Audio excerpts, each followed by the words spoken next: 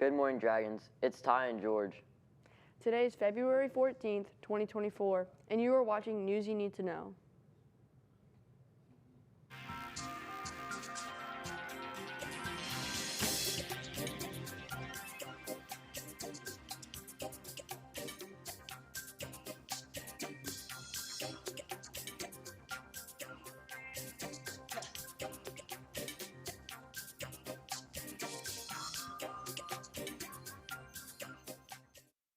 A Senate plan for Israel and Ukraine is moving forward after a vote on Super Bowl Sunday. An earlier version with border provisions couldn't get enough support. Now backers are trying again with just foreign aid, as Amy Kyler reports. We are on the precipice of a disaster for Ukraine and for the world. A $95 billion foreign aid package is closer to a Senate floor vote after clearing a procedural hurdle 67 to 27 yesterday. It would provide national security assistance for Ukraine and Israel and humanitarian help for civilians in Gaza. Victory is within reach. Debate over the bill comes as Israel plans a ground offensive in Rafah. That's a city in southern Gaza near the border with Egypt, where more than 1 million people have taken refuge. Israeli Prime Minister Benjamin Netanyahu calls it the last bastion of Hamas. Those who say that under no circumstances should we enter Rafah are basically saying, lose the war. Netanyahu promises to evacuate civilians from the area, but advocates say they have no place left to go. I believe the Israelis have the ability to do it, especially with our resupply role that we're going to play. As for aid to Ukraine, Republican support is wavering. Former President Donald Trump is urging senators to make any foreign aid alone and saying he'd tell NATO allies behind on contributions. No, I would not protect you. In fact, I would encourage them to do whatever the hell they want. You got to pay. Still, senators continue to negotiate amendments for the aid package. We're going to keep working on this bill until the job is done.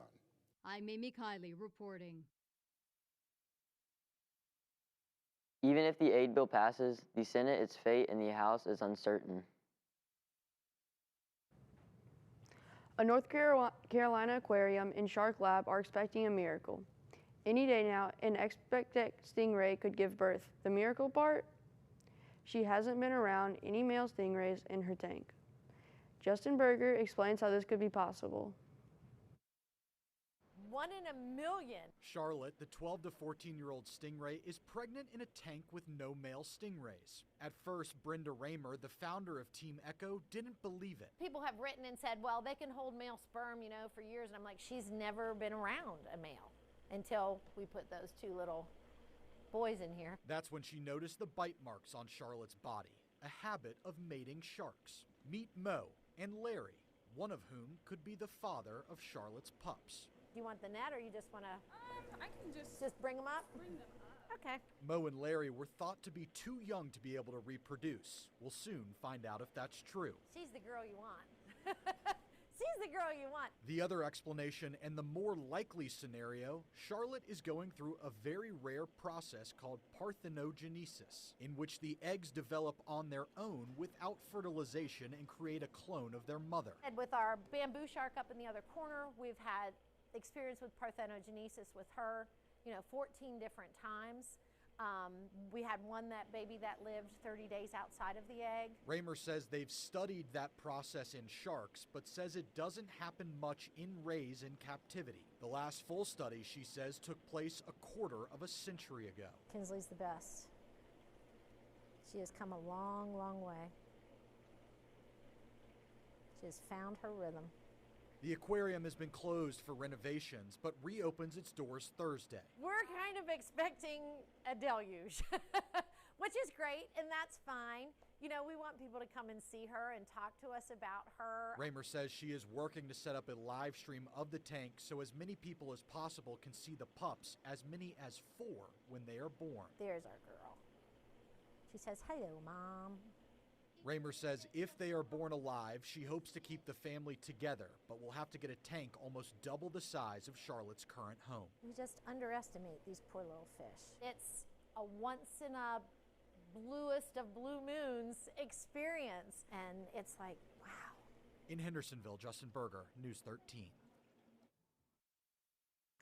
The mystery of the pregnant stingray continues. The Super Bowl was not the only big game people stayed tuned into on Sunday. The Puppy Bowl has become a big tradition. This contest marked the 12th year for all the Animal Planet show. Defending champs Team Fluff took on Team Rough. While Team Fluff took an early 2-touchdown lead, Team Rough recovered in the fourth quarter to upset Team Fluff, 72-69, and take home the Lombardi Trophy. Mush, an Australian Shepherd mix who forced a key turnover, was named MVP. More than 130 dogs made up the two teams. They came from 72 shelters across the country. Uber Eats is facing some backlash over its latest Super Bowl commercial. The celebrity-heavy ad features a running joke about people's forgetfulness against constant reminders that Uber Eats services go beyond food delivery. One clip shows a man eating peanut butter while reading the jar's label, seemingly forgetting that there are peanuts in peanut butter. While visibly having an allergic reaction and breaking out in hives, the Food Allergy and Research Education Organization, a nonprofit focused on a food allergy awareness, says it's disappointed Uber Eats would make light of life-threatening food allergies. It says that 33 million Americans suffer from food allergy disease, and the condition is no joke. In Canada, a mysterious shipwreck suddenly appeared on the shores of Newfoundland coastal community last month. It's believed it was dislodged from sea by a fierce storm.